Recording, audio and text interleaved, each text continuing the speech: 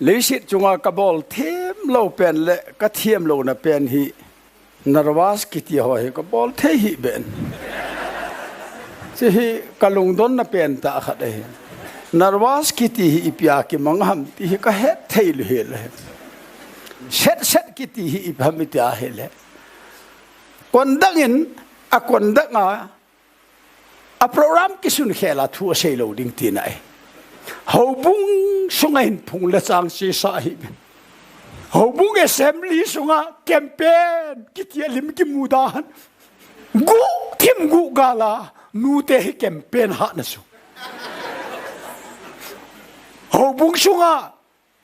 ni le kang dahan ipam identity na de ya na hele che tak ku kin pia ga yaw tak au in thing hi sam na in hi chu sam na in Dầm này in lê bé này, hồ la hi miếng khát hal na hung chan bao lệ mi hi lâu tam tai việt yêu à, Pathen hồ hi nem mau, à chạy na kia jin Sopite, nangho ki-pah thanomun, chamkim keiyun, lungmongun. Nadat thelo penu Lungkhat hiuvin kitoh delin umun kitoh delin umun hisang Jesu nabol po wa na hele ngailut lungmon konna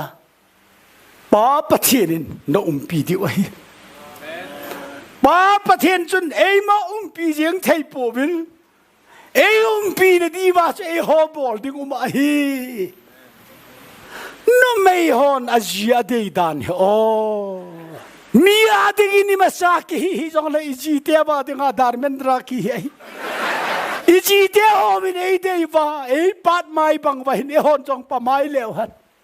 wa na van til te jong ki pa in te ga gel mo mong ta à hồi lại ta dòng hi đây thấy nó hiểu hâm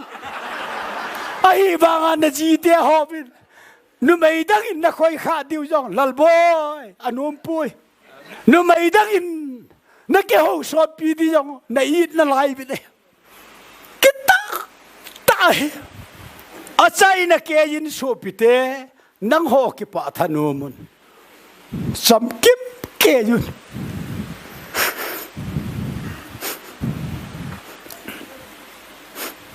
Lungkhat hiuvin kitoh delin umun hisang thum chu